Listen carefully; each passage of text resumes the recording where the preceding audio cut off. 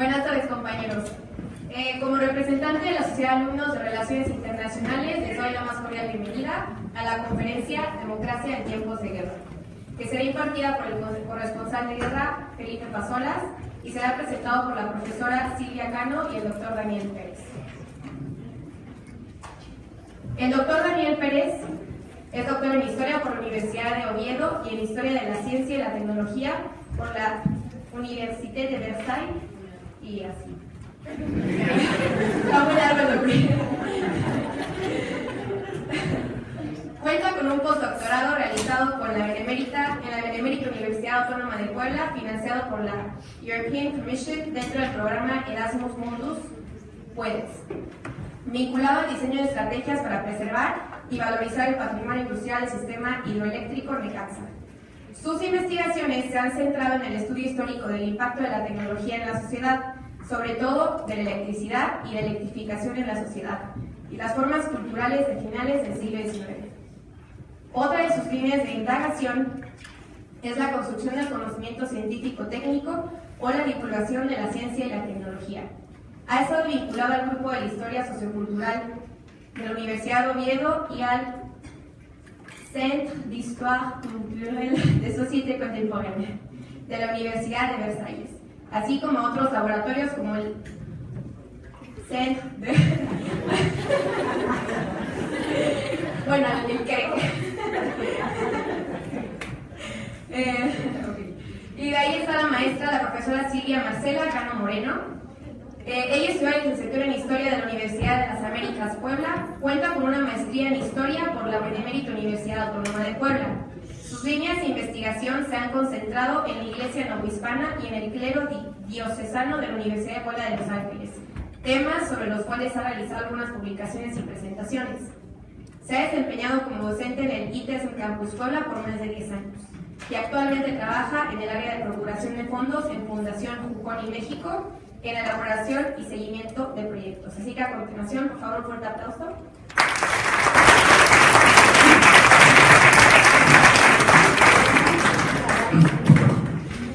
Buenas tardes a todos, gracias por la presentación.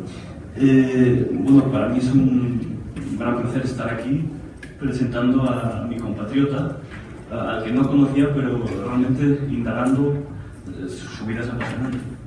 Ayer nosotros estuvimos hablando con él, bueno, que iba a ser una entrevista corta para presentar su presentación, para la redundancia, y creo que al final estuvimos una hora hablando, ¿no?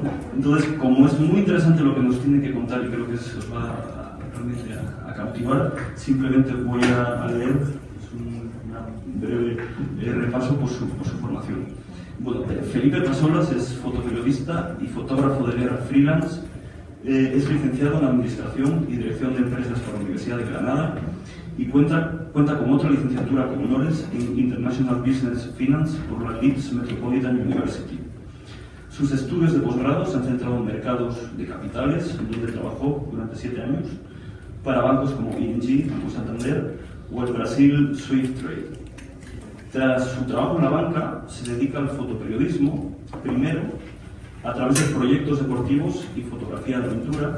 De hecho, en 2016 publicaste un libro, lo digo porque está a vuestra disposición, publicado por la editorial Chiado, 410 páginas, donde se plasman sus viajes y su encuentro con diferentes culturas y pueblos. El asunto es que después de la fotografía de aventuras, él pasa al periodismo social, cubriendo diferentes problemáticas en Colombia o Venezuela, como el contrabando de combustible. Y durante los últimos 5 años se ha desempeñado como fotógrafo o fotoperiodista de guerra para medios españoles e internacionales, cubriendo conflictos como la guerra de Ucrania, las consecuencias del conflicto sirio, como la ofensiva de Mosul en Irak, la crisis de los refugiados en los Balcanes, la invasión de Afganistán o la situación en el Líbano. Entonces, yo creo que simplemente darte la palabra, muchas gracias. Y nada, repetir que creo que va a ser una charla muy estimulante.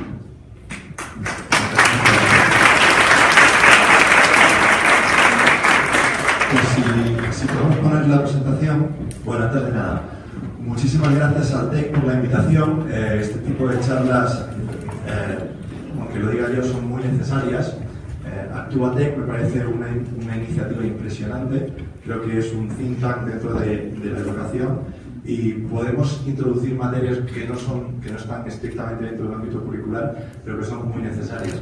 Aquí hay estudiantes de relaciones internacionales, si hay abogados muchísimo mejor, y si a alguien les interesa un poco el tema de derechos humanos, muchísimo mejor.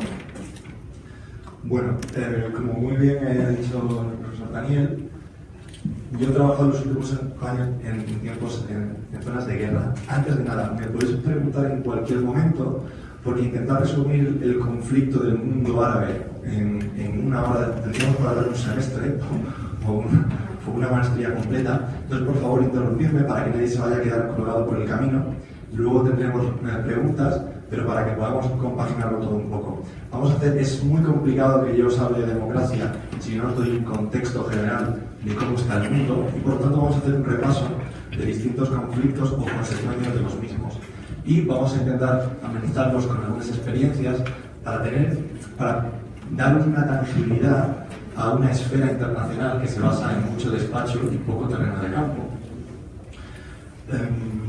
Cuando planteamos la idea de la conferencia Democracia en tiempos de guerra, a mí me gustó mucho, porque hay una parte que es muy sencilla, porque es muy rápida, no hay, ya hemos terminado la conferencia. Pero me interesa mucho esa idea porque yo cuando lo viajo mucho se da cuenta que el mundo no es tan grande y no somos tan diferentes. Y por lo tanto, la democracia hoy en día, seguramente colegas abogados, legisladores podrán darnos una definición perfectamente teórica, política y económica de lo que significa una democracia. Pero a día de hoy la ciudadanía, la idea de democracia no es una idea que representa un estado del bienestar. Siempre que criticamos una dictadura, un régimen, siempre aludimos que no es una democracia. Obviamente en zona de guerra mandan las armas, pero ¿qué ocurre con aquellas democracias que hacen una denegación del auxilio? Un estado del bienestar del que todos presumimos, pero que cuando los vecinos se matan, digo vecinos porque el mundo es muy pequeño y lo vais a ver ahora en mapas, no hacemos caso. ¿Qué es lo que ocurre? ¿Estamos haciendo honor a esa democracia? ¿Podemos dar ejemplo? No. Y mucha gente dice, oye, es que mi país está muy ocupado, yo tengo que llevar a los niños al cole, a la escuela, al trabajo, yo estoy muy ocupado para dedicarme a solventar los problemas de mis vecinos, que se dediquen los organismos supranacionales. Por eso está la Organización de Seguridad y Cooperación Europea, o su hermana mayor, las Naciones Unidas, pero es que resulta que esas organizaciones tampoco están. Tienen una gran maquinaria de marketing, pero tampoco existen. Y menos sobre el terreno. Para que os hagáis una idea, en 5 años de conflicto solamente he sido capaz de estrecharle la mano a 2 funcionarios de Naciones Unidas. Estaban en la frontera de Hungría donde me bombardeado. Eso es muy sintomático, porque todos conocemos la maquinaria de propaganda de Naciones Unidas. O la máquina de publicidad, a veces propaganda, me critican mucho cuando uso esa palabra. Pero es así. Y vamos a ver algunos ejemplos de todo esto. Mirad, vamos a hablar, os voy a dar muchísima información, si voy demasiado rápido me paráis, y os pongo mapas porque es muy complicado de hablar países a los que no estamos acostumbrados. Mirad, los puntos están un poquito más iluminados. Esta es Siria, que lleva más de 7 u 8 años ya en conflicto, una lucha encarnizada, y yo he estado cubriendo las consecuencias en todos sus países adyacentes, es decir, Beirut, el Líbano, toda la frontera con Turquía, el norte de Irak, sus consecuencias que son una crisis de refugiados que va desde Siria hasta las mismas puertas de Alemania. Fijaros qué viaje, desde Siria atravesando el Mediterráneo, todo lo que son las islas griegas, llegan a Grecia, Macedonia, Serbia, Hungría, Austria y hasta las mismas puertas del Brandenburgo. Y el conflicto ucraniano, que aunque parece que no tiene nada que ver, qué casualidad que lo vamos a encontrar otra vez con nuestro amigo ruso bombardeando Siria. Hay muchísima información y como yo soy muy ambicioso y quiero que asimiléis mucha información, he traído una serie de vídeos y que vamos a ir viendo en imágenes. Mirad, esto es el Donbass. Bien, en el año 2014, Viktor Yanukovych, que era presidente de Ucrania, rompe relaciones internacionales con la Unión Europea y rompe sus tratados, que hoy os recuerdo que Ucrania es un país socio de la Unión Europea, o sea que Ucrania son las puertas de Europa. Y Yanukovych rompe los lazos de trabajo con la Unión Europea apostando por un apoyo más ruso. A partir de ahí salen más de 800.000 universitarios y ciudadanos a las calles. Yanukovych saca el ejército y en el Maidán, en las plazas principales de Kiev, se empiezan a producir los primeros muertos por disparos de francotiradores. Yanukovych abandona el país, pero la guerra se traslada al este, a su capital, Donetsk. Todo el Donbass, que sería toda esta área, es una área que tiene una ascendencia rusa, se habla predominantemente el ruso, se dedicaban a la minería, que después de la destrucción de la Unión Soviética, toda esta zona se empobreció muchísimo y es una zona con unos niveles de crisis muy altos, desempleo, etcétera, etcétera. Bien, toda esta zona, que casualmente es frontera con Rusia, decide declarar la independencia de un modo unilateral. Se crea un sistema de ecuaciones, un referéndum que no reconoce la comunidad internacional, y a todo esto se ve motivado por una serie que se llamaron los hombrecillos de verde. Los hombrecillos de verde son simplemente militares no uniformados. Los medios de comunicación tienen una gran responsabilidad porque, y lo veréis ahora en imágenes, los medios de comunicación no sabían quién eran esos hombrecillos de verde. Cuando no hay que ser un gran estratega ni analista político-militar, para cuando uno analiza el armamento, uno ya sabe de dónde viene. Y la profesionalidad, cómo uno actúa y cómo se trabaja. Bien, a la raíz lo que hace es que se hace la anexión de Crimea a Rusia, se establecen una serie de repúblicas independientes, que sería, al principio fue la República Independiente de Donetsk, luego fue Nueva Rusia, y poco a poco fue perdiendo el apoyo internacional de Rusia, y hasta el día de hoy. Es un conflicto del que no se habla, pero se sigue matando gente. Si alguien intenta buscar una ideología política, o si soy de derechas, de izquierdas, o me gustan más los rusos o los europeos o los americanos, bueno, os va a costar mucho trabajo, porque al final todos son los malos. Es decir, el que creéis que es bueno, cuando pasan 3 meses de conflicto es tan malo como el peor. Al revés. Los únicos que podéis confiar que no son malos del todo son los civiles, que son las únicas víctimas del conflicto. Bien, vamos a pasar un resumen de imágenes. A día de hoy el conflicto sigue enquistado. Mis predicciones son que se quedará como una república semi-independiente. Rusia utiliza muchas sus repúblicas satélites. ¿Alguien conoce quién es Osetia del Sur? ¿O Transnistria? Sí. Bien. Alguien me preguntaba, una profesora antes me preguntaba, bueno, ¿y qué hacen? Bueno, Transnistria es la mayor fábrica de armas de Rusia, pero como no es Rusia, pues cuando se venden las armas, cuando hay un tratado internacional o se intenta trabajar contra la no proliferación de armas, Rusia dice, no, yo no tengo fábricas de armas, déjame la vende Transnistria.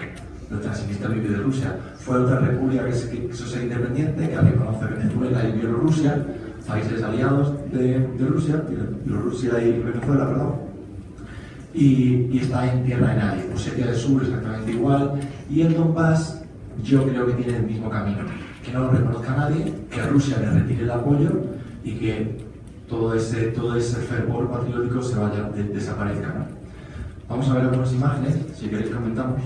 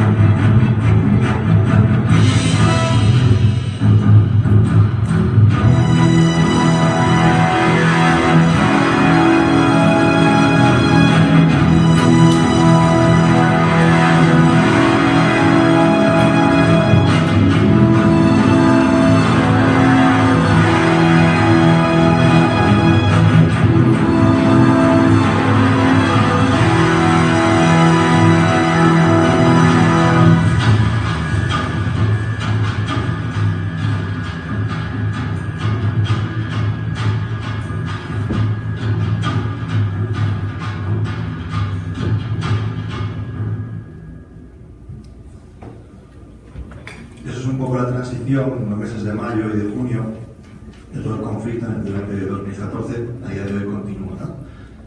Hay muchas fotos que a veces tienen poco sentido fotográfico porque se tiene mucha información, porque la guerra de Ucrania nos hizo ver que en el mundo digital los viejos carteles de propaganda ya son mucho más efectivos porque se utilizan trolls, twitters, y la guerra hoy en día es una guerra mediática. Por lo tanto, hay que hacer un sobreesfuerzo, y eso, mucha gente me pregunta, bueno, ¿yo qué puedo hacer como ciudadano en este tipo de conflictos? Les digo, hay que invertir más tiempo en leer 2, 3, 4 y 5 veces, porque no nos podemos creer lo primero que nos cuenten. Yo hacía fotos de los números de referencia de las armas porque había mucha polémica de dónde venían las armas. O haces un número, lleva mucho tiempo convencer a los soldados de que normalmente todas iban tapadas. En cuanto empiezas a sacar números de serie, sabes de dónde vienen las armas y la idea se aclara un poco, ¿no? Esto fue y sigue siendo. Dejamos de hablar de Ucrania cuando el conflicto se enquista. Hay una serie de escaladas y reescaladas militares. Las sanciones de la Unión Europea a un país del poderío de la comunidad internacional, a un país con el poderío de Rusia, son relativamente simbólicas. El rublo sufrió mucho, pero al oso ruso con sus gaseoductos pues empieza a cortar los gaseoductos europeos, donde todos los europeos ponemos la calefacción y las sanciones se relajan. El conflicto se duerme y Rusia bombardea Siria, con lo cual los medios de comunicación dicen, oye, que se están muriendo mucho más bonito en Siria, vamos a documentarlo. El término morirse bonito se utiliza mucho en los medios de comunicación. Bien, este mismo año, en 14 de septiembre, el Estado Islámico ya acampaba a sus anchas por todo Siria y el norte y por todo Irak, por todo el levante de Irak.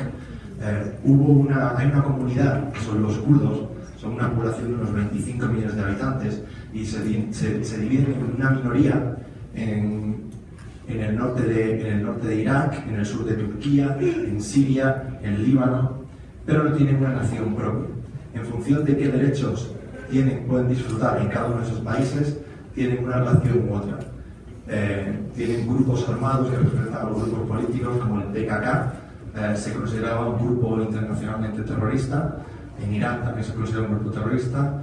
Hay muchísimo problema de guerra, de conflicto entre los turcos y los kurdos, porque ellos reivindican su independencia y el régimen de Erdogan obviamente lo reprime. Por lo tanto, hace pocos días teníamos unos bombardeos en la zona de Afrin, donde de nuevo Turquía es un país miembro de la OTAN. Turquía es el viejo sueño de Europa de tener un socio musulmán dentro de la comunidad internacional. Pero las relaciones son complicadas, sobre todo ahora que tiene un presidente que tiende más a una ley más islámica. Bien, los kurdos son el único experimento que ha funcionado en Oriente Medio de los americanos, y el norte de Irak es una región semi-independiente con su capital en Erbil, que tienen cierta autonomía del gobierno de Irak, y les funcionó relativamente bien. Es de los pocos éxitos que los americanos consideran que han tenido en Oriente Medio. Bien, todo el norte de Siria, esta sería la frontera con Irak. Raqqa era la capital por excelencia, el bastión del Estado Islámico, y Shuruk es una ciudad fronteriza, es un pueblecito fronterizo con la ciudad de Kobani, que es una de las ciudades kurdas más grandes en la frontera en el norte de Siria. Bien, los kurdos fueron los únicos que pusieron boots in the ground, como dicen los americanos, fueron los únicos que lucharon cuerpo a cuerpo contra el Estado Islámico, con el apoyo de la coalición internacional que bombardeaba los estados encabezados por Estados Unidos y Francia, ¿no? Los europeos, siempre que tenemos un atentado terrorista en Europa, hacemos un convenio de colaboración con un país, en este caso con los kurdos, como pasó con los atentados de Francia, y aterriza el presidente de turno y le entrega las armas para que sean los kurdos los que luchen contra el Estado Islámico antes de que entren en Europa. Es una estrategia diplomática que se utiliza mucho. Bien, los kurdos se hacen fuertes en la ciudad de Kobani y la defienden contra el Estado Islámico. Esta frontera es un coladero, porque el Estado Islámico, que ya controla los puestos de petróleo, los pozos en Irak y en Siria, vende el petróleo a $24 al barril a Turquía, país miembro de la OTAN. Turquía cierra la frontera para todos los refugiados kurdos y sirios, pero deja entrar y salir los camiones del Estado Islámico para compra y venta de combustible para esos tanques de la OTAN. que puso en la frontera, cerrando toda la frontera. Incluso España tiene una batería de misiles Patriot para defensa en Turquía. Kobani sufrió el asedio del Estado Islámico durante mucho tiempo, hasta que consiguió liberar y defender la ciudad. Ahí fueron muy mediáticas las brigadas kurdas, el IPG y el IPJ, que era una brigada solamente formada por mujeres. Y vamos a ver algunas imágenes y comentamos.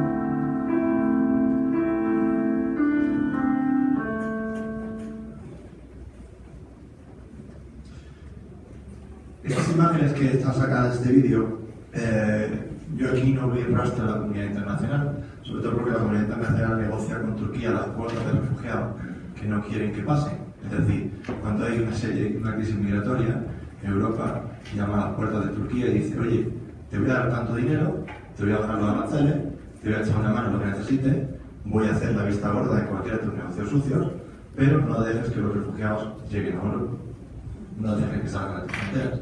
Estas fotos, aunque hoy en día no son noticia, siguen siendo actualidad, porque todos esos campos de refugiados siguen existiendo. La única diferencia es que son más grandes desde que yo me fui. Yo aquí no vi ni siquiera vi mantas ni tiendas de Naciones Unidas, que es lo primero que se envía, porque el funcionario no va. Y esta frontera, el Estado Islámico sufrió, como han visto esas explosiones, ¿no? El Estado Islámico perdió terreno y siempre que pierde terreno toma las represalias contra los civiles, porque es una ganancia segura y eso es una batalla mediática que gana, ¿no? He visto todos los vídeos escandalosos del Estado Islámico. Bien, los sirios que son turcos, que son kurdos, tienen que abandonar sus aldeas, lo hacen con todos sus enseres. Para no violar una legalidad internacional contra derechos humanos, pues Turquía dice: tienes que pagar un arancel muy alto por pasar con tus tractores y tus camiones por la frontera, porque tú eres kurdo y no te voy a dejar. Y por lo tanto pongo una frontera con soldados y tú tienes que apilar, esa es la frontera entre Siria y Turquía. Entonces tú tienes que poner tus camiones allí, porque claro, tú pierdes tu hogar, lo bombardean y lo pierden todo, Y tú eres agricultor, te llevas tu camión o tu coche porque así tienes un sitio donde dormir. Yo estaba en esta frontera. Yo pasé la noche en esa frontera, las primeras horas de la noche, hasta que el ejército turco me echó, porque me quiso detener. Era un periodista haciendo fotos, pues da igual. La Convención de Ginebra, la Carta de Derechos Humanos, eso no existe. Eso no existe. Entonces tú llegas, te llegan los militares y te dicen, no, soy periodista, te detienen, te destrozan la cámara, te aporrean, te meten todos los días en la cárcel y cuando se te quita la gana de contar nada, pues te mandan a tu casa. Yo no tenía esa experiencia porque me fui. Me dijeron, eso te va a pasar y pues te vas, ¿no? Esa noche yo llamé a una televisión española nacional y le dije, van a pasar a cuchillo a 1000 familias. 1000 familias, mujeres y niños. ¿Sabes lo que me dijeron? Felipón, hay partido de Champions. Tenemos fútbol este finde. Si se mueren bonito para el lunes, mira a ver si tenemos sitio en la parrilla. Efectivamente, esa noche le prendieron fuego a todo y acabaron con todo. Los campamentos de refugiados varían muchísimo, depende de los fondos que tengan. Los países árabes ayudan a aquellos refugiados que son de su tendencia religiosa. Los suníes a los suníes, los chiíes a los chiíes, los alauitas se juntan más con los chiíes y por eso vais a encontrar algunos que tienen, dependiendo de las relaciones que tenga el país árabe con la zona de conflicto, pueden llegar los fondos mejor o peor. Hoy en día sigue exactamente igual y esto es a ambos lados de la frontera siria y turca. Normalmente estos campamentos están vallados porque el Estado Islámico, el único arma de destrucción masiva que existe es la falta de educación. Y cuando tú tienes países en conflicto durante años y tienes niños que no tienen educación, cuando tú llegas con 14 años, llega un tipo y te come el coco, como no sabes leer ni escribir, te han matado a tu familia y no tienes un futuro profesional, bueno, vas a luchar por poder comer. Te cuentan que una cosa u otra es lo mejor que hay, tú vas. Normalmente cuando el Estado Islámico o cuando los grupos políticos extremistas de extrema izquierda, yo me acuerdo, un compañero holandés en Irak me dijo, si tú no tienes un grupo armado no te puedes dedicar a la política. Es decir, todos los señores de la guerra tienen su partido político, o al revés. Normalmente el Estado Islámico secuestraba a chicos de 14 o 15 años para convertirlos a la yihad. Y esos campamentos, normalmente Naciones Unidas o las organizaciones supranacionales, porque lo mismo que, por ejemplo, en Ucrania gestionaba la crisis la OSCE, Organización de Seguridad y Cooperación de la Unión de Europa, que es como la hermana pequeña de Naciones Unidas por región, en este caso en Europa. Los funcionarios de la OSCE vigilaban un alto el fuego entre Ucrania, el ejército ucraniano y los separatistas o prorrusos, milicias prorrusas. Y ellos avisaban, oye chicos, que vamos a estar en la trinchera a las 5 de la tarde mañana. Entonces mañana a las 5 no dispara nadie. Oye, que terminamos la visita a las 7. Ah, bueno, pues empezamos a bombardear cuando se haga de noche. Las organizaciones internacionales llaman a sus periodistas y les dicen, oye, venid con nosotros, que hay que documentar que vamos a hacer una visita de inspección. Oye, pero vamos cuando nos disparen, vayamos a que nos pillen. Pero luego por la noche lo podéis encontrar en la terraza del Merrio tomando cervezas.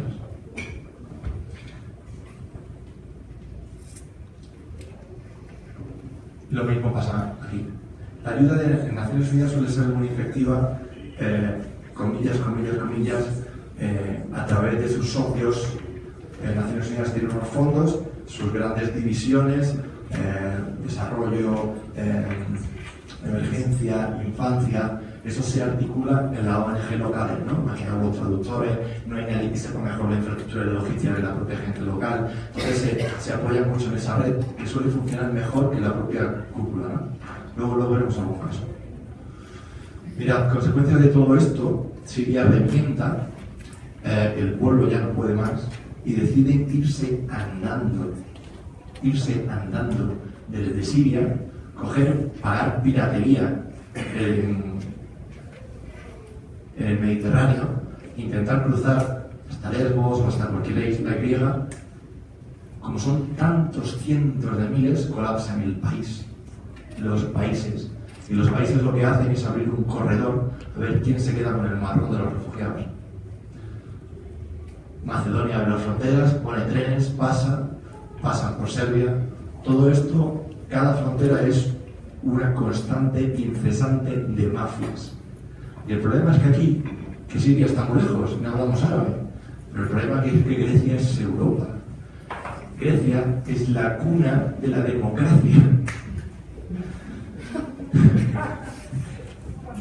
Llega a Macedonia, abren y cierran la frontera intentando medir un flujo.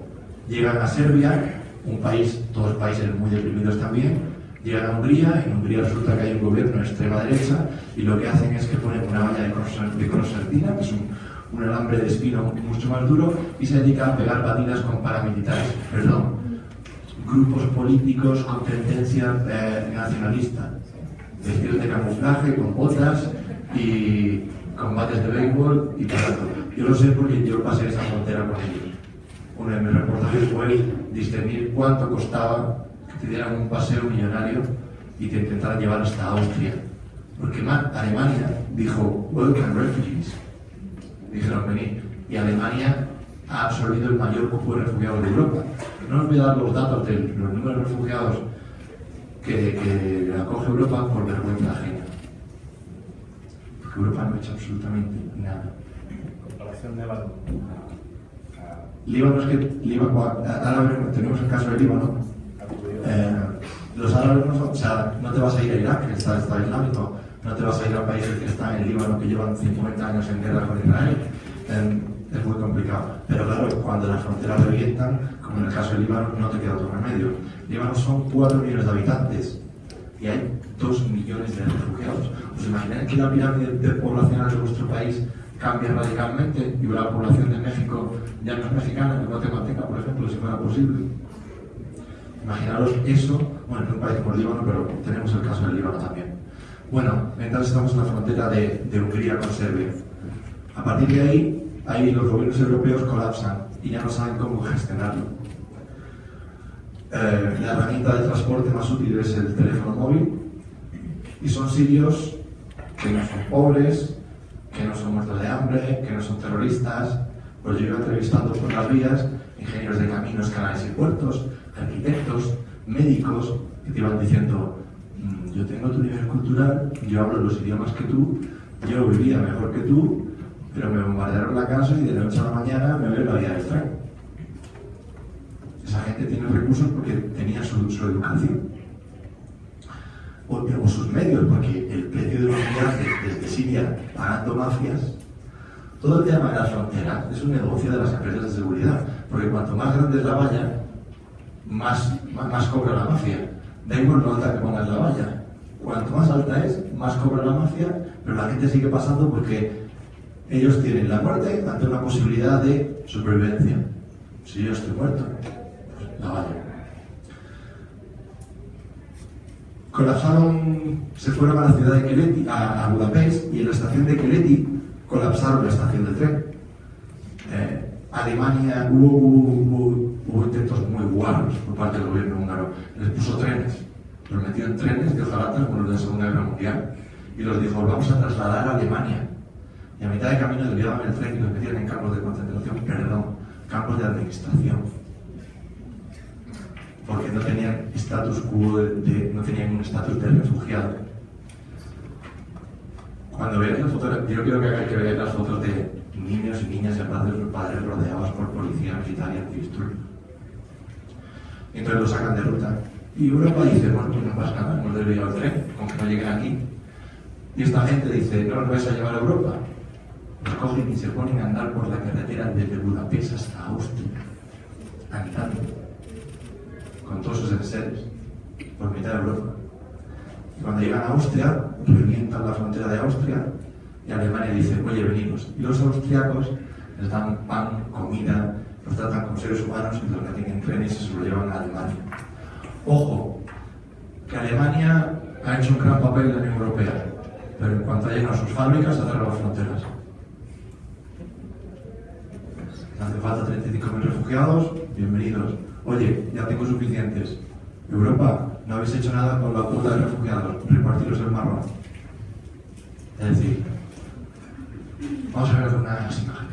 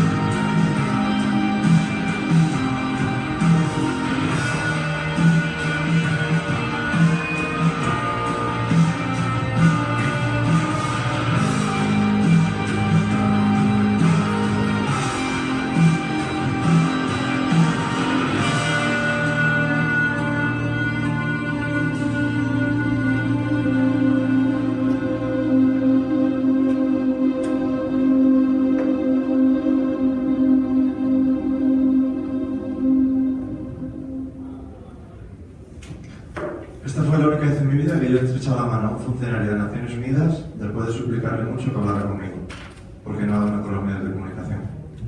Este era un refugiado sirio que hablaba por teléfono con su familia para decirles que después de tropecientos miles de kilómetros, esa piedra era un bombardeo de su casa y venían dando así desde Siria. Estos chavales tienen miedo por sus coches de policía, pero no saben si son policías que los van a detener o paramilitares que los van a matar. Y entonces cuando ven las luces al final de la vía, se vuelven porque no saben qué es lo que tienen que hacer. En otro país normal, que tú necesitas una pantalla una patrulla de petroliano para contar a un padre y una niña en su brazo.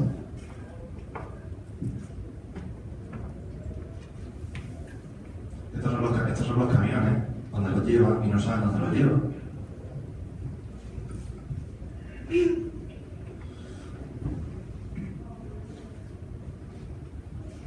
Naciones Unidas es la única empresa que espera, es el único equipo de bomberos que espera a que haya un incendio para empezar a pensar si compra un camión para ir a apagar un incendio. ¿Sabéis quién decía eso? Kofi Annan, el secretario general de Naciones Unidas.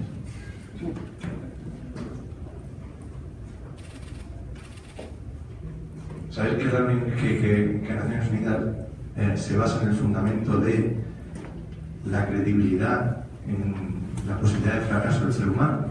Que se crea una cooperación internacional pensando en la capacidad de involución del ser humano. Y se aunan esfuerzos internacionales para solventar problemas comunes en un entorno de globalidad, terrorismo internacional, narcoterrorismo, todo ese tipo de aspectos.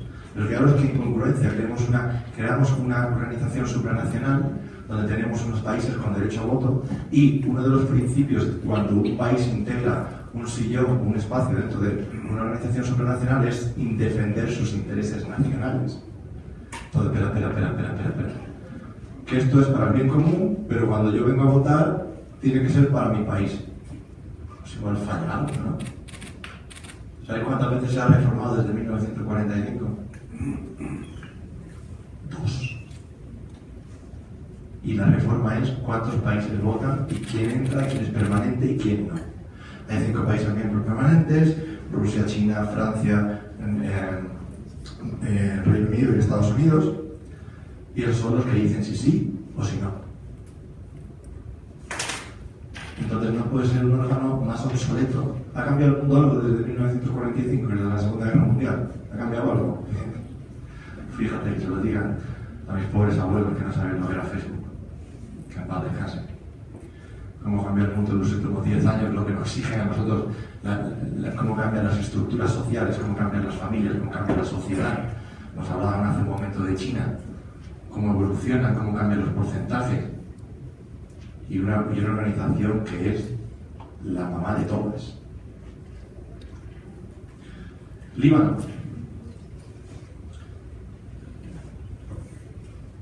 El Líbano se le llamaba la Suiza Oriente Medio, es donde viven todos los corresponsales, porque se vive bastante bien, las fiestas son muy buenas.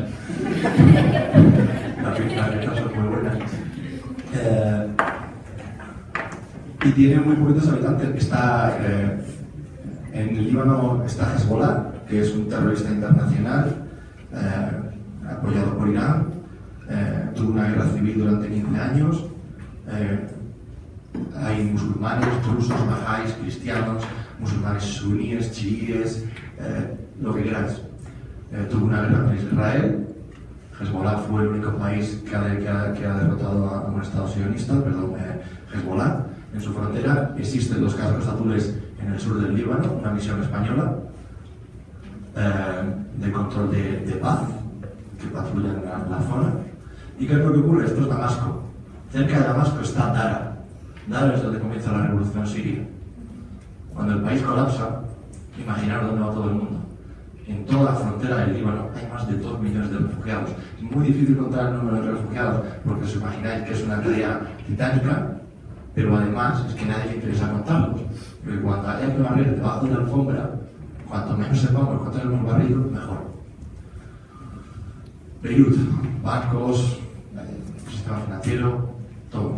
Entrada por tierra a Damasco desde Beirut y el resto cerrado. Latakia está un poco al norte, en Siria, que es la base militar rusa. Homs, Siria. Tenía mucha relación con la agricultura, había mucha mano de obra siria en el Líbano. Y entonces los refugiados dijeron: oye, le vamos a pedir ayuda a esos agricultores que nos ayudaban para hacer las temporadas y que nos den trabajo. Y entonces se establece un sistema de, vienes aquí y como los hombres de tu familia han muerto en la guerra, pues las mujeres cuidan del campamento y los niños trabajan. Entonces tienen la mano de obra son los niños y trabajan todo el día cultivando patatas o el cultivo que sea, por unos cuantos céntimos y llegar a dólares, que son ellos los que pagan el alquiler de las chabolas donde viven. Además está Hezbollah, que entra a luchar en Siria porque aliado de Irán y Rusia interviene y el ejército de liberación sirio y todo Siria es un batiburrillo de grupos armados, ¿no? Entonces Bashar al-Assad es alawita, más cercano a la rama chií, pero la agüita, y entonces lo que hacen es que los chiníes, como Al-Qaeda es un extremista y es un extremista suní, pues lo que hacen es luchar unos contra otros y bueno, es un caos, ¿no? Se reclutan todos los grupos militares, claro, tenéis campos de cultivo de futuros terroristas o de futuros chavales. Tú no tienes nada que hacer, no tienes agua, no tienes luz, no tienes familia, no tienes comida, no tienes colegio. Y vienen y te dicen que vas a ir al paraíso, que vas a tener 14 vírgenes y que te vas a poder vengar o lo que sea. Esto pongo el ejemplo de la yihad, pero cualquier partido político, cualquier jefe de guerra va a utilizar el mismo método. Por eso yo insisto mucho en la educación. Líbano es una ciudad fantástica, tiene, como digo, una fiesta. Os pongo muchas fotos de la vida cotidiana porque es muy fácil mirar a otro lado. Tú puedes tener la guerra a media hora en coche y no enterarte que hay guerra. Hoy en día pones internet, Facebook, y si la quieres ves ahí, pues ahí está. Esto es Líbano, esto es un rato de Damasco. ¿Ves? Tienes estos festivales. Es muy cool porque puedes irte de fiesta, tener festivales en la calle con los buses y trazaderas de ametralladora por los muros. Beirut sigue así, ¿no? Es muy cool, muy integrado. Tiene un tema de seguridad muy importante. Estos son los carteles de turismo, ¿no? Pero este es el centro de Beirut. Estos siguen siendo vestigios de la guerra civil. Esto era un antiguo anfiteatro, ¿no? Esta era la línea verde que marcaba la zona musulmana y cristiana de la guerra civil. Estos son los barrios de armenios. Son los drusos, que tienen también su hegemonía en el monte Líbano, a las afueras de Beirut. Hay mucha convivencia, hay muchas organizaciones. A mí me llevaban a esta reunión organizaciones que intentan tener una coalición de paz entre las distintas creencias e ideologías, ¿no? Zoroastrianos y todo tipo de ramas del Islam, ¿no? Estos son los campamentos, nada, unos... ¿Ves? Eso es lo que vemos de Naciones Unidas, eso, el marketing para las fotos. Y así cualquiera puede decir que ahí estuvieron. Eso se lo ha dado Naciones Unidas a una ONG, ha pasado por ahí y se lo ha dejado, ¿no? Y obviamente son materiales muy apetecibles. No digo que no sea útil, digo que hay que reformarla y que hay que agilizarla.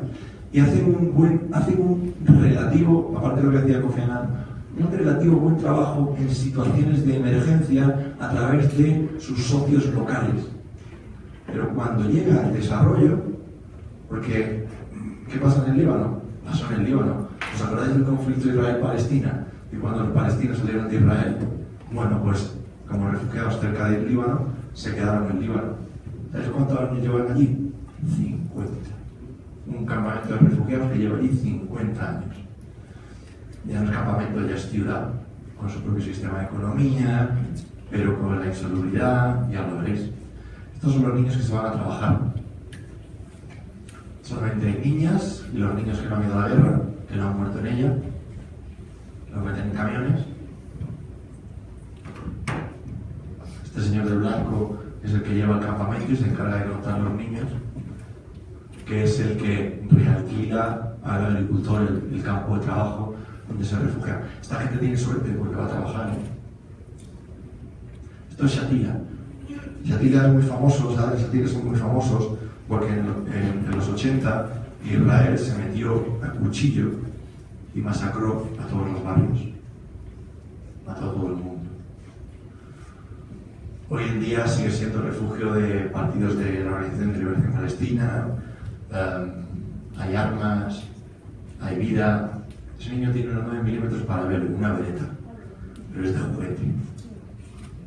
Una de 32 de 9 milímetros, vereta italiana. Pero ya sabe utilizarla. Si os pusiera la serie completa, veríais a los niños con los fusiles de asalto. Son juguetes. Aquí también le compramos pistolitas a los niños para que jueguen a las pistolas. El problema es que aquí el simbolismo es distinto, ¿no? ¿Sabéis que en el Líbano no se violan europeas? Porque si tú violas a una libanesa, su hermano, su primo, su cuñado, hasta que no te busca, te caza y te mata, no para. Pero un europeo va y pone una denuncia en comisaría. la efervescencia de la vida y la muerte en Oriente Medio tiene un patrón que nosotros no conocemos. Imaginaros cuando trampeamos la electricidad, todos esos son los cables de electricidad para pincharla, y cuando llueve, pues la gente tiene el riesgo tan sencillo de morir electrocutado por las calles. Entonces cuando llueve se corta la circulación, el tráfico es distinto. Hay todo un mundo, ¿no? Hay una economía, es una ciudad dentro de otra ciudad.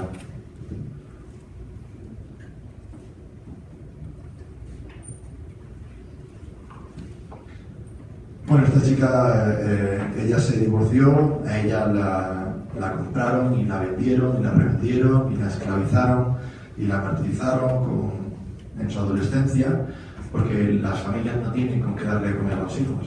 Entonces una forma de generar ingresos es vender a tus hijas. Haces que el marido tome responsabilidad de ella y por lo tanto no tiene que hacerse cargo. Entonces los matrimonios concertados es una forma de aliviar el peso económico de la familia. Ella se divorció porque sufrió malos tratos y tuvo una ONG que la ayudó a salir. Los niños hacen mucho trabajo. Quería poner estas fotos para que no vierais que nada más que le doy caña a la Unión Europea y a Naciones Unidas.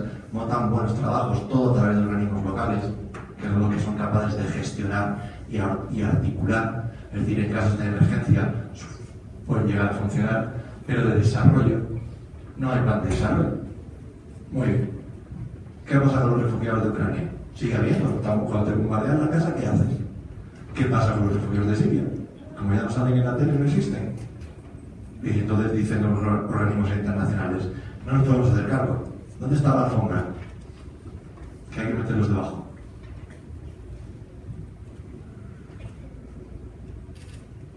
Estos son terapias para chicos, ¿no? Que vayan intentando expresarse a través de la música, la pintura, porque claro, estas generaciones no han conocido nada más que el bombardeo. Como decían mis amigos libaneses, dicen, Felipón, si yo cada 10 años tengo una guerra, mi futuro es tener una guerra cada 10 años. Entonces mi economía es con quién me voy a pelear el año que viene. No hay ninguna pregunta. Si alguien quiere preguntar, que no le estoy regañando a nadie, ¿eh? Que parece que me regaño, pero no es así. ¿Eh? Bueno, un poquito, ¿no?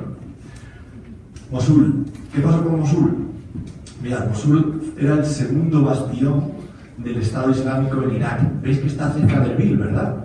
Erbil, esa es la región semiautónoma de los kurdos. Kirkuk, todo esto son campos de petróleo. Aquí la coalición internacional ya le había dado muy duro y solamente le quedaba Mosul y algunos resquicios por Irak. Mosul es una ciudad muy grande y la convirtieron en un polvorín.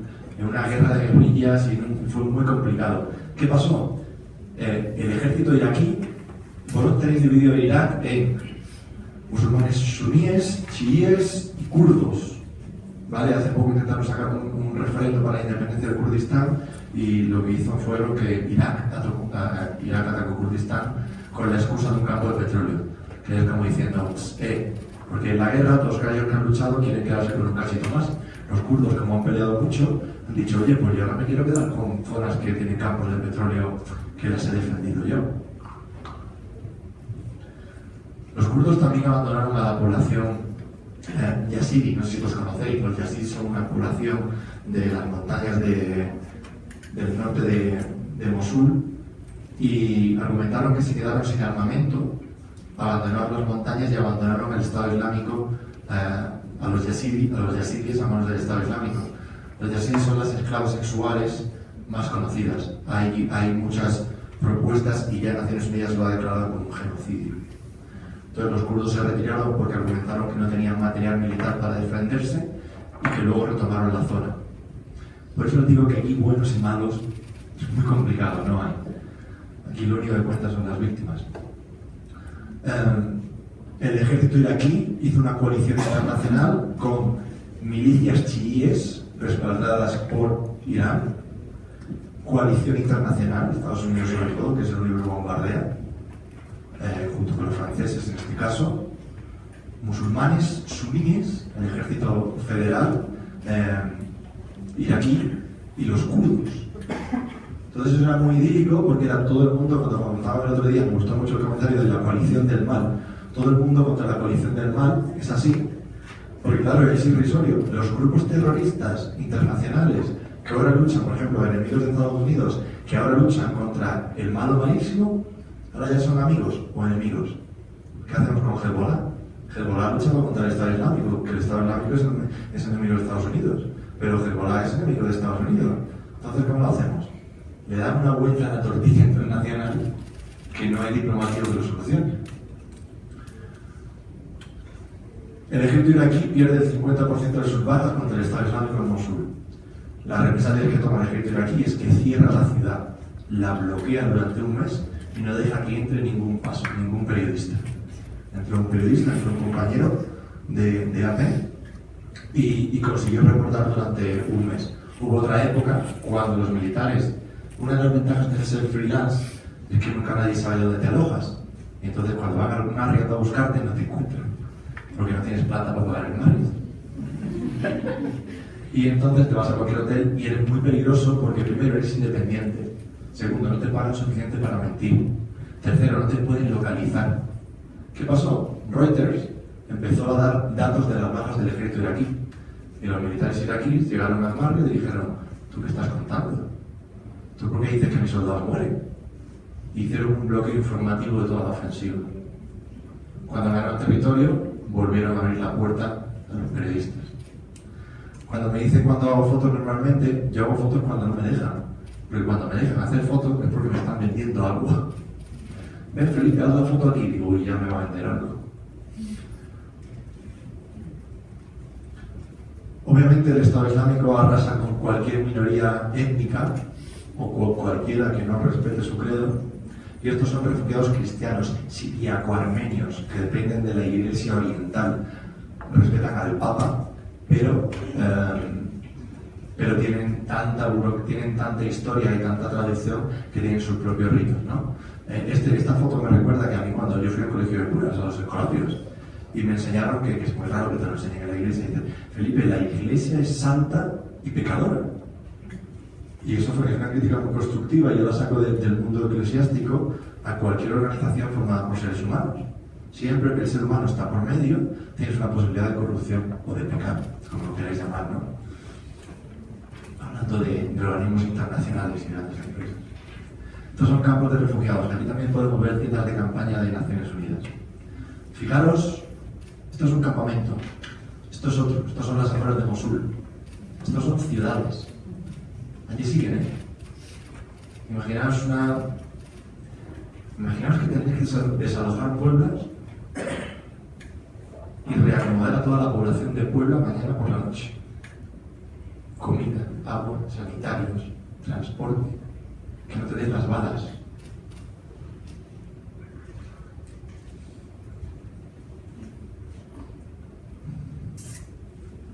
En el Líbano hay 126 funcionarios de Naciones Unidas, de UNICEF. Me puede fallar el dato, porque son números que es muy opaco, excepto que son sus reportes oficiales. Y se piden dineros para los niños, para los fondos por UNICEF, porque no hay dinero. ¿Sabéis lo que cobra un funcionario de Naciones Unidas en zona de conflicto? En zona de conflicto, donde no tienen la bomba. Sueldos indecentes, pero no tenemos dinero para los campamentos. Pues igual, o gestionamos bien el funcionariado, o cambiamos los sueldos, o algo está fallando, porque aunque yo tengo una licenciatura en administración de empresas, igual no hay que echar muchos números, ¿no? Yo no digo que nadie viva con un sueldo superior a la media. Yo me educo en una sociedad capitalista y quiero que todo el mundo desarrolle. No digo que nadie no pueda tener una vida digna, que tenga que trabajar gratis, no. Yo digo que hay que tener un poco de equidad, de paridad. Yo no digo que quiten el fútbol para ver estas cosas. Yo digo que en vez de 40 minutos de fútbol en el telediario, si hay 5 minutos, no pasa nada. O, perdón, 5 minutos de derechos humanos. Porque el problema es que cuántas reformas se hacen, cuántas leyes, ¿no? Perdón por interrumpir. No. ¿Cuánto tiempo crees tú que la gente permanezca en los refugios? O sea, ¿cuánto tiempo más crees? O sea, ¿hasta cuándo van a seguir ahí o si se van a establecer ahí? Pues te voy a contestar con otra pregunta. ¿De quién creéis que está el futuro de la democracia en zonas de conflicto y no de conflicto? ¿Quién es el responsable de la implantación? No hay que inventar más leyes, porque si os leéis la Declaración de Derechos Humanos, con sus 30 artículos, es bonita a reventar. Es que no se puede hacer mejor. El problema es que no se cumple. Entonces, yo no motivo a nadie que crea más leyes, yo motivo a que la gente las implante. Entonces, ¿en manos de quién crees que está el futuro de una democracia? ¿De quién? Del pueblo. ¿Quién más? Del Estado, el papá Estado. ¿Quién más? Las oligarquías. ¿Quién más? La comunidad internacional. La comunidad esta que funciona. La comunidad internacional. ¿Quién más? De todo el mundo. Todo el mundo. Pues el futuro eres tú. Vosotros sois el futuro de México, ¿no? ¿No? Como tú no lo cambies, no va a venir a cambiarlo nada. La comunidad internacional está muy ocupada porque está en reunión. No tenéis reunión, entonces hasta que te reúnes 3 horas no vale para nada. Papá Estado es entre la derecha, la izquierda, que gana el poder tampoco funciona. La oligarquía está montando guerras. ¿Cuánto vas a tardar tú en cambiarlo? Cuando tengas un trabajo de funcionario en Naciones Unidas, te dediques a implantar esas leyes sobre el terreno, que te manches las botas. Y la gente me dice, es que eres muy ambicioso, ¿vale? ¿Cuánta gente conoces tú que puedas influenciar en promover los derechos humanos? Yo creo que soy muy extremista en esto, pero es que se trata de vivir o de morir. Y cuando en Europa ponemos leyes antiterroristas, lo que hay que poner es esas escuelas en Siria. Y en vez de menos metralletas y más balas, más metralletas y más balas, pon más escuelas. ¿Cuánto tiempo va a estar? La historia nos demuestra con todo. ¿Ha resuelto Naciones Unidas el conflicto palestino desde la Segunda Guerra Mundial? Shatila es un campo de refugiados, antiguo, ya no parece una ciudad. 2018. ¿Alguien se ha peleado con sus padres alguna vez por una idea que creéis que es súper razonable y habéis dicho, es que esta generación no me entiende?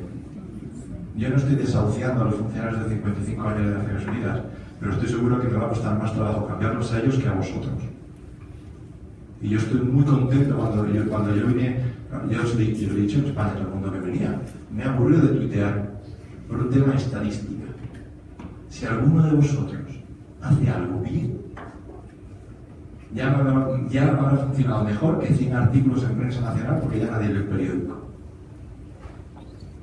Entonces no te puedo decir cuánto va a durar, excepto que hasta que no lo cambies tú no va a cambiar.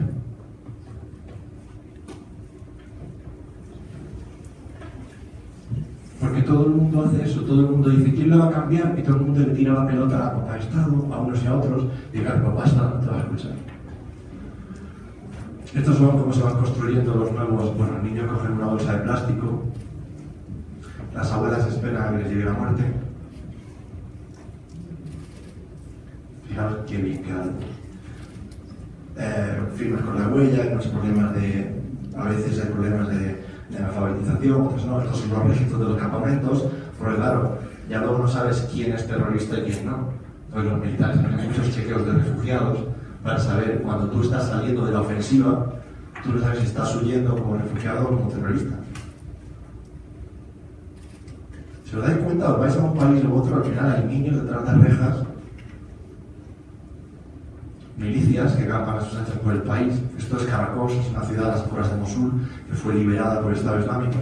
Estos son fuerzas especiales americanas camufladas. Estos son los que se bajan y te quitan la cámara.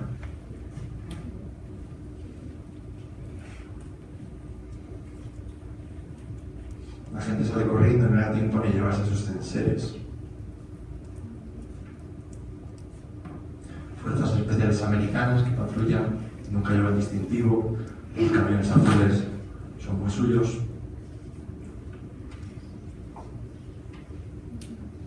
Una pregunta. Iglesias. ¿Las fotos de cuándo son? 2014, 2015, 2016. 2017. Estos son las navidades del 2016-17. las iglesias destrozadas. Pongo iglesias por poner iglesias, pero estos son, fijaros, estos son milicias que aglutinan distintas diferencias étnicas contra un enemigo común. Estos son las milicias chiíes, pero que tienen cristianos en sus filas, cristianos árabes, que a veces nos chirrían un poco, ¿no? Los árabes pueden ser cristianos. Estos son cohetes que rescatan del Estado Islámico, patrullas, checkpoints, distintas banderas. La de la izquierda son de legionarios, de una especie de legionarios de Cristo cristianos, la de la derecha es del ejército iraquí.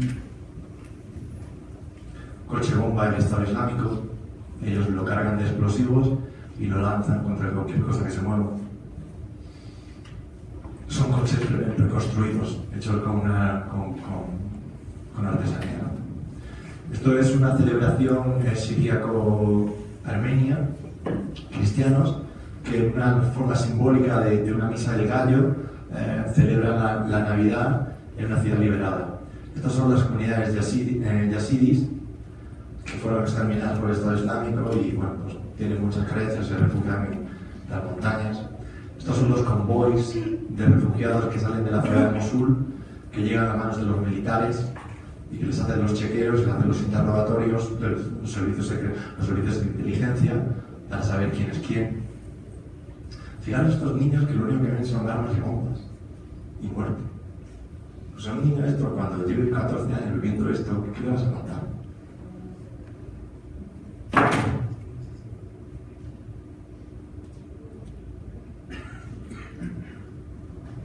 Estos niños están en shock. Estos son civiles que han recibido disparos de balas perdidas, de un ejército, de otro, derrumbes de los bombardeos, transporte como ganado.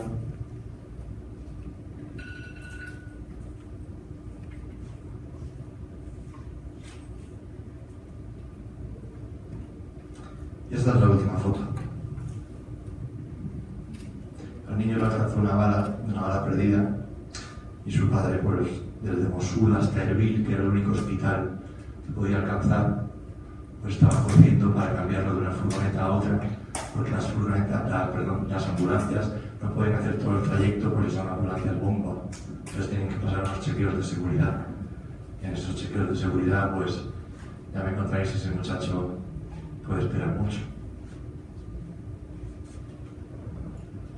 Mi moraleja en esta charla no es otra más que se puede fomentar una remodelación y una reforma. Todo aquel que quiera la parte académica de esta presentación, yo os la envío, me buscáis Felipe Pasahoras por redes, y yo le envío los chorrocientos mil documentos que hay de propuestas de reforma de Naciones Unidas.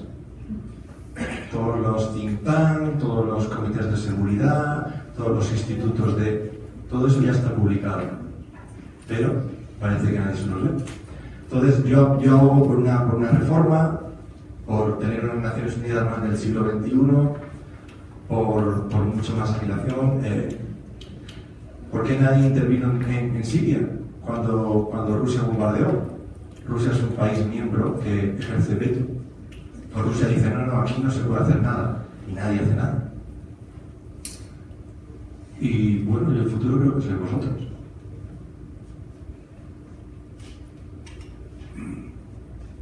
¿Se puede decir que hay un bando bueno y un bando malo? No, yo no lo creo.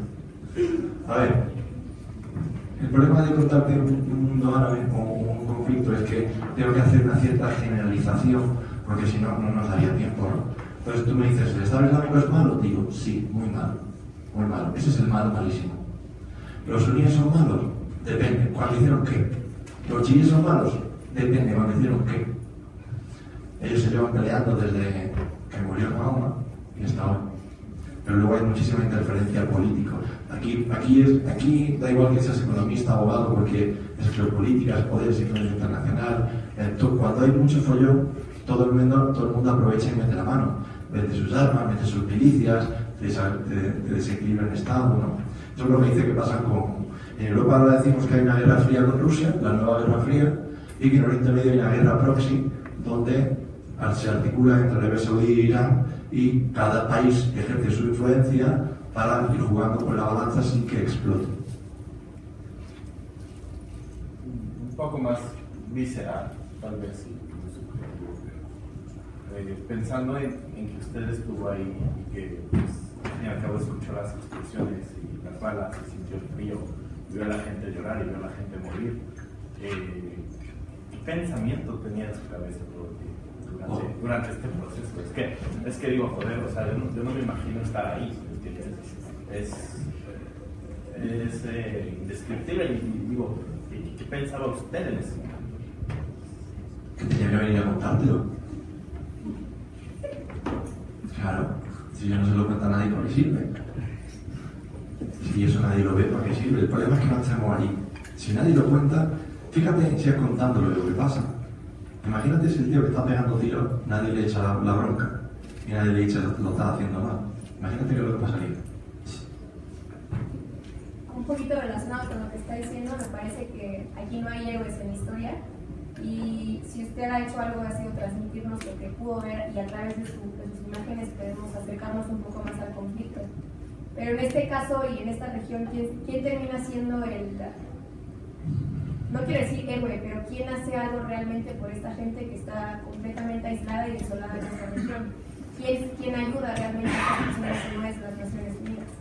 Normalmente siempre suelen ser tus vecinos que tienen un poquito más suerte que tú. Es decir, a tu vecino no le han comprado de la casa, entra, estás en casa. A tu primo que vivía en el pueblo al lado, no le ha pasado nada, viene y te echa la mano. Normalmente suele ser la gente más cercana y que ha tenido un poquito de más suerte.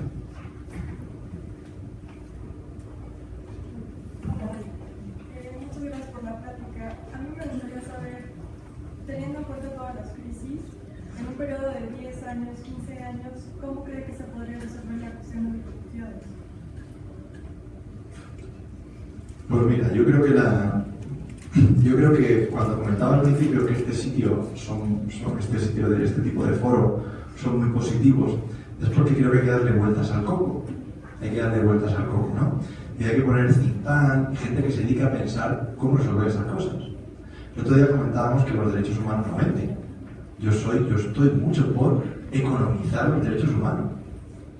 Por ejemplo, yo creo que el mundo va a ser China, Rusia, mundo árabe, Europa, mundo español. Bien, ¿sabéis cuántos compañeros tengo yo que por la crisis europea, por la crisis española se han ido a trabajar a Arabia Saudí y lo han pasado fatal porque no han sabido adaptarse? Pues jolín, ¿por qué no pongo un instituto de estudios árabes que facilite los protocolos, la educación, la integración o el aprender árabe e intenta sacar empleo de ahí? No sé si es una idea que funcionaría, pero igual hay que pensarlo. Y ya tienes una forma de emplear, aparte de meterlos en fábricas como hace todo el mundo, ¿no? Los refugiados van a estar ahí tanto en cuanto que el país esté destrozado. Y cuando el país no esté en guerra, ¿tú para qué vas a volver a un sitio que no existe? No hay otra forma que asimilar e integrar a la gente. ¿Que hay mucha gente que está superpoblada? Pues es que es lo que nos queda, integrarnos. Entonces no hay otra forma que asimilar porque el problema no va a desaparecer. No va a desaparecer. Sí, pero tengo una pregunta sobre cuál cree que usted, qué posición cree usted que debería tomar la Unión Europea con respecto a todo esto. Y porque, por ejemplo, yo he visto que hay cierta tensión entre los europeos y los árabes que, bueno, estamos con buenas relaciones y todo eso. Y también me gustaría que, ya yéndonos un poco más abstracto, nos ha dicho que todo, o sea, se da cuenta de las estructuras sociales, tienen una misma estructura. Y pues sí, o sea, si bien quieres cambiar la ideología o sea, al final de cuentas son variables. ¿Cuál usted cree? O sea, ¿qué estructura podría quedar mejor para una institución efectiva? Porque se ha visto que, por ejemplo, en la ONU, pues bueno, la ONU fue una organización que desde el inicio toleró a Stalin. Entonces, pues, no creo que esa haya sido muy buena idea y no creo que esa haya sido algo que hubiera estado como listo para funcionar desde sus inicios. Entonces, ¿usted cuál cree más o menos que sería como esta fórmula de institución? Yo no tengo la receta mágica. Yo no sé cuál es el mejor organigrama, si me estás pegando un organigrama. No sé cuál es el mejor, porque me faltarían herramientas para ver cómo se articula un monstruo como estas organizaciones. Pero el cambio es muy sencillo. ¿Quién toma las decisiones? ¿Máquinas o seres humanos? Yo abogo porque, por ejemplo, cortes canales, no sea tan burocrático. Es decir, si tienes que mandar un camión de ayuda humanitaria, que no tengas 16 intermediarios, que se te vayan los costes por el camino y que haya que tomar 16 autorizaciones y albaranes para ver si el camión entra o el camión sale, y que hasta cuando el camión llega es tarde, no es camino a bomberos. ¿Y la otra pregunta cuál era? Sobre la relación de la Unión Europea. Y la Unión Europea, pues una vergüenza. Una vergüenza. Es que es tan bonito de Europa, que si París, que si Londres, es tan bonito. Es una vergüenza. Tenemos una maquinaria, queremos ser 28 países. El problema del orgullo europeo, como yo tengo un pasaporte que puedo viajar por 28 países sin problema ninguno, eso es un marketing muy bueno. No tendríamos una responsabilidad, el poder tiene una responsabilidad. Entonces tú no puedes mentir que Europa es la paradoja de la competencia internacional y luego cuando las tienes en la puerta de tu casa, mirar para otro lado porque no ha hecho absolutamente nada. Tú vas a Madrid y ves los carteles de Welcome Refugees y no hay refugiados. Y dices, me tienes una sábana puesta y no hay. Entonces no ha hecho nada y es una vergüenza. Entonces por eso tenemos una mala opinión de los políticos en España. Bueno, Felipe, pues a mí me toca, ¿no?, darte las gracias por esta gran experiencia que nos has compartido.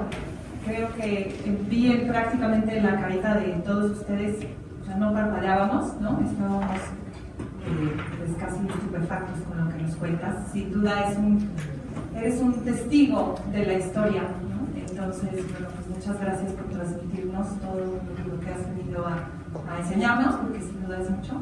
Y pues muchas gracias por todo. Si hay, bueno, estamos ya sobre el tiempo, entonces seguramente hay muchas preguntas.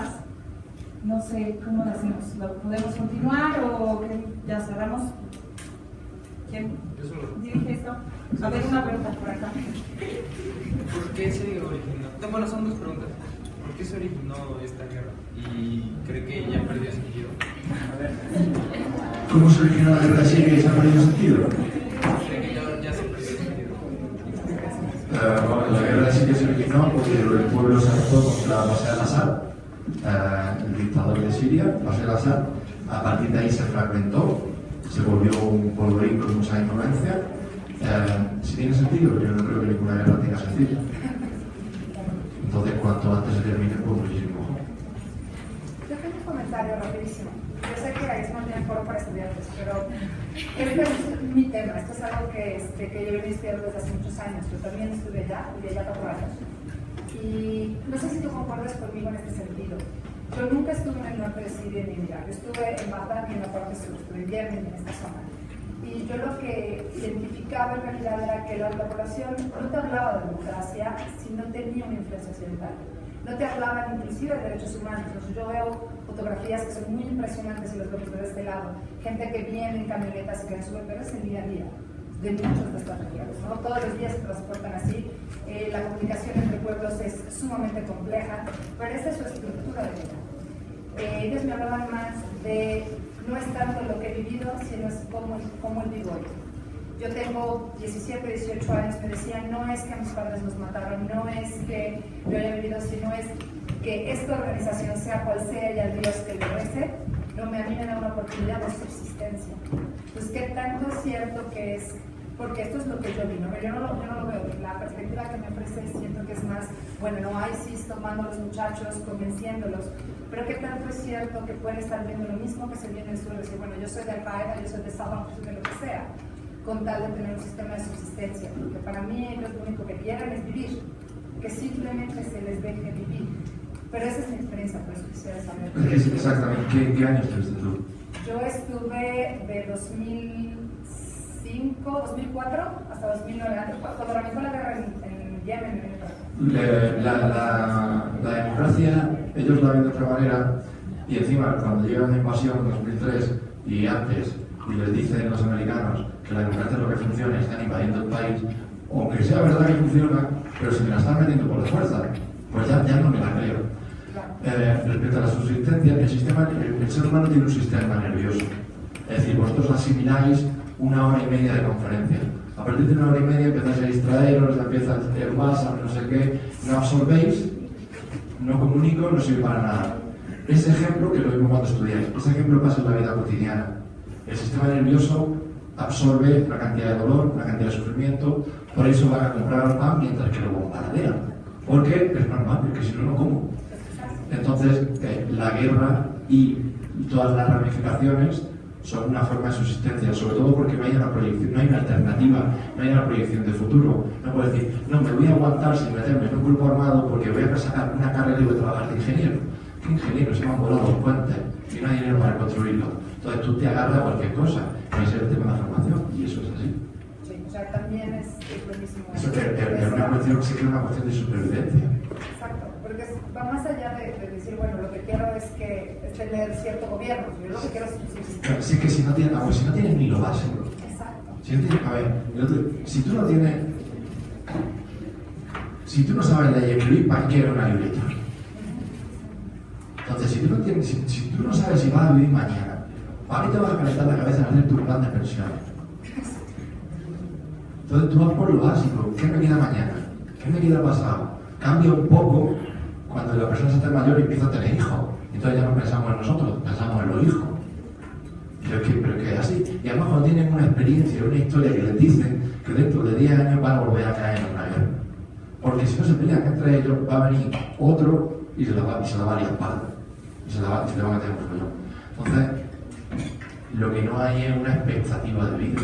Y si no hay una expectativa de vida, no puedes conciliar nada. Educación, chicos, mucha educación. Una última pregunta. Bueno, si se puede, yo quiero preguntar rápidamente nada más en qué... yo ya pregunté si quieres... A ver, hazte rápido. Ya es rapidísimo, nada más quiero saber, porque creo que todo el peso siempre recae en la Unión Europea y en la ONU, entonces, ¿en dónde queda parado Asia en este contexto? ¿Por qué? Asia está nuestro amigo, Asia está cultivando en África para darnos de comer a todos. O sea, no hay ningún tipo de acción por parte de Oriente. Mira, Asia, el sudeste de Asia está subdesarrollado, por lo tanto no tiene mucha actividad. China tiene su propia guerra. China está con guerra con las fronteras de la India, tiene su rancilla, le tiene que dar de comer a su propio pueblo, que es un gran reto. Tiene Corea, tiene que pelearse con Estados Unidos, tiene sus propias tensiones. Japón no entró en guerra de la Segunda Guerra Mundial. Japón tiene el ejército más grande después de Estados Unidos, pero no han pegado un tiro de la Segunda Guerra Mundial. Tiene un ejército que ellos tienen muchos training de ver cómo van a ser capaces de matar a otra persona, porque no tienen. Entonces, ahora es cuando Japón ha solicitado hacer misiones de paz como training por si se harían los coreanos. Entonces, China está en otra esfera. Pero hay mucho material, mucho comento chino, incluso. Entonces, los chinos venden mucho. Bueno, nada más como para comentario propio. Sí.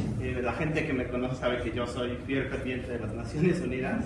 Yo realmente creo en el trabajo que realiza esta organización. Sé que no es perfecta, le falta muchísimo por avanzar. De verdad que el tema del Consejo de Seguridad tiene toda la razón. Está obsoleto esto de los 5 países permanentes, que se puede pasar alguna resolución por la decisión de estos 5 países. Pero creo que sí hay que reconocerle el avance que ha logrado y como mencionaba la frase de Kofi Annan de los bomberos, ciertamente le falta mucho por avanzar, pero también como lo dijo el segundo secretario general, la ONU no fue creada para llevar a la humanidad al cielo, sino para salvarla del infierno, ¿no?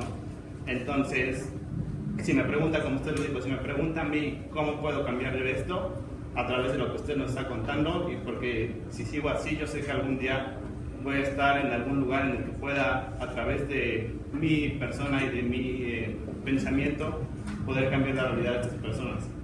Pero yo creo que sí habría que demeritar el trabajo que diferentes organismos internacionales realizan. Por eso al final, y quería hacer hincapié, y he sacado fotos de la tienda de campaña, Porque hago hincapié en que tiene razón, pero hay que darle caña. Porque no es la más poderosa, no es la que tiene más medios. Con hacer una organización que pueda implicar ejército a su capricho, cascos azules. Si no le pedimos al que más puede, ¿a quién le vamos a pedir? Porque también ejercen sus privilegios. Los diplomáticos nacionales unidas ejercen sus privilegios. Mi duda es sobre en dónde difunde este material, o sea, porque estos foros son una gran oportunidad, pero, o sea, pues eso es lo que yo quiero saber, ¿no? O sea, ¿en dónde más se pueden expandir como estas posibilidades de...? Pues mira, yo trabajo para Prensa Nacional. La Prensa Nacional ya está un poco obsoleta porque los periódicos no mantienen toda la hemeroteca que deberían. Yo trabajo para periódicos online.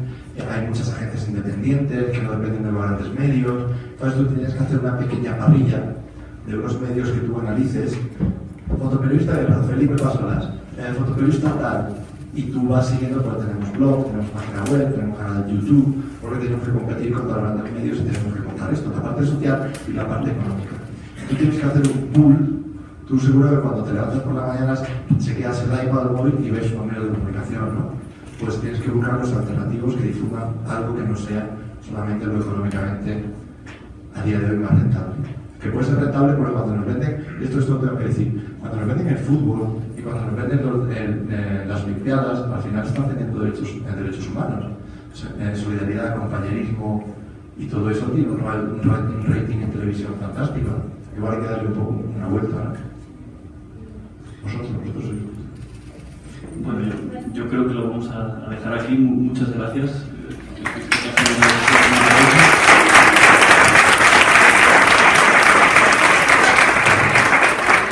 Yo solo simplemente me gustaría hacer un llamamiento a precisamente como racionalizar todo esto que hemos visto ahora y convertirlo en acción. Y lo que Felipe nos estaba comentando de que al final somos nosotros como ciudadanos los que tenemos que ejercer una acción constante de vigilancia sobre estos organismos para convertirlos en lo que tienen que ser y en lo que pues tenían que haber sido muchos de estos conflictos. Y muchas gracias por tu labor, creo que implica una valentía enorme y bueno, pues espero que podamos seguir compartiendo por aquí tu experiencia. Muchas gracias. Pues ahora creo que se van a hacer unos consejos.